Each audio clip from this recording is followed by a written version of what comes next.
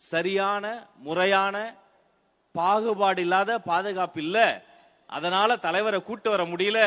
ஐயோ, என் நெஞ்சம் துடிதுடித்தது. என் அன்பு சகோதரன் உயிரை பணயம் வைத்து இந்த தொகுதியில் நிற்கிறாரே, என்னாகுமோ ஏதாகுமோன்னு நான் துடித்துக் கொண்டிருந்தேன். அதே இடத்துல மாண்புமிகு அமைச்சராக ஆதவ் அர்ஜுனா நின்று கொண்டிருக்கிறார். அவரை வணங்குகிறேன். இதெல்லாம் எப்படி சாத்தியம்?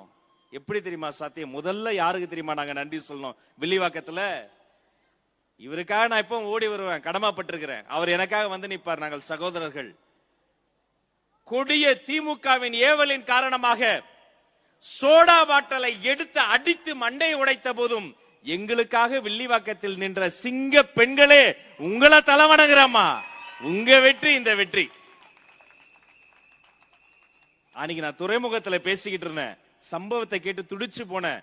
முதல்ல நான் கேட்டது, பாட்டில் எடுத்து வீசிட்டாங்களே, நம்ம பெண்களுக்கு அடிபட்டுருச்சு, அவங்கள மருத்துவமனை கூட்டு போனாலும் கூட்டு போயிட்டாங்க. சரி, கூட்டம் கலைஞ்சிருக்கவே, என்னாச்சு? அப்ப சொன்னாங்க, ஆதவ் சார் பேச போறாரு, வந்து அடிப்பட்ட அந்த ஒரு பெண்ணை தவிர ஒரு சிங்க பெண் கூட எழுந்து போகவில்லை, அப்படியே நிக்கிறாங்க, நான் வாங்கனான்னு சொன்னாங்க. அதுதான் இந்த தொகுதி மக்கள். நெஞ்ச நிறைஞ்சிருக்குமா? என்ன சொல்றது, எதை விடுறது? கவுண்டிங் டே அன்னைக்கு இந்த மனுஷன் ஆதவ் சார் பண்ண விஷயம் இருக்கு. எங்கெல்லாம் ஒரே தொகுதி, லயோலா கல்லூரியில ஒரு பக்கம் எழும்பூர், பக்கத்திலேயே நம்ம தொகுதி, இன்னொரு பக்கம் நம்ம தலைவர் தொகுதி பெரம்பூர், இன்னொரு பக்கம் கொளத்தூர். கவுண்டிங் போயிட்டே இருக்கு. காலையிலே போயிட்டோம், திக்கு திக்குன்னு இருக்கு. முதல் சுற்று முடிவடையுது, விசில் சத்தம் கேட்கிறது. இரண்டாம் சுற்று முடிகிறது, விசில் சத்தம் கேட்கிறது. மூன்றாம் சுத்துல அப்படி வெளியில வரோம். நானும் அன்பு சகோதரர் ஆதவ பாக்குற, ஓடி வந்து கட்டிப்பிடிச்சு, ராஜே நாம தான் லீடிங் அப்படின்னு சொல்றாரு. சந்தோஷம், கண்ணெல்லாம் கலங்குது. அப்ப அந்த மனுஷன் முதல்ல சொன்னார், இன்னொன்னு தெரியுமா, கொளத்தூர்லயும் விசில் சத்தம் தான் கேக்குது.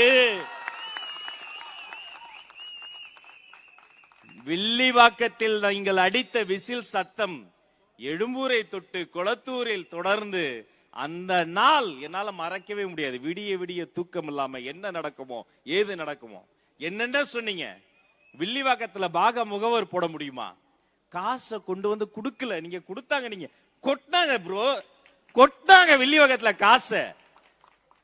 ஒரே கேள்விதான் கேட்டோம், 100 கோடி ஓட்டுக்கு காசு கேட்டு கொட்டினிய, தொகுதியில நல்லது செய்யறதுக்கு இதே காசை கொட்டி இருந்தா ஓட்ட உனக்கு போட்டிருப்பாங்களா இல்லையா? இல்லையே. எங்க சனம் ரொம்ப உஷார். என்ன தெரியுமா பண்ணாங்க? அறிவார்ந்த மக்கள், நீங்க கொடுத்த காசை உங்ககிட்ட காசை வாங்கிட்டு ஓட்டை எங்களுக்கு போட்டாங்க. வெற்றி வெற்றி வெற்றி, திரும்பிய திசையெல்லாம் வெற்றி. சட்டமன்றம் முதல் முறையாக ஒரு புரட்சியை பார்த்தது. எனக்கு அழைப்பு வருது. என்னுடைய தர்மத்தாயின் தவ புதல்வர், என்னுடைய தலைவர் பேசுகிறார், உங்களுக்கு ஒரு பரிசு வச்சிருக்கிறேன், நாளைக்கு வந்துருங்க. நான் கூட ஒரு பேனாகினா கொடுப்பாருன்னு நினைச்சேன். அடுத்த நாள் காலையில பாக்குறேன், கண்ணியத்துக்குரிய காவல்துறை வண்டி வண்டிக்கு முன்னாடி வருது. பெட்ரோல்ன்றாங்க, வணக்க வைக்கிறாங்க, எல்லாரும் கும்பிடுறாங்க. சந்தோஷமா இருக்கு. சரி, சட்டமன்ற உறுப்பினர் ஆயிட்டோம். அந்த அரங்கத்துக்குள்ளார போறேன், அந்த இருக்கையில எழுதியிருக்கேங்க, மாண்புமிகு அமைச்சர் இந்த ஏழையின் பெயர் எழுதப்பட்டிருந்ததுங்க.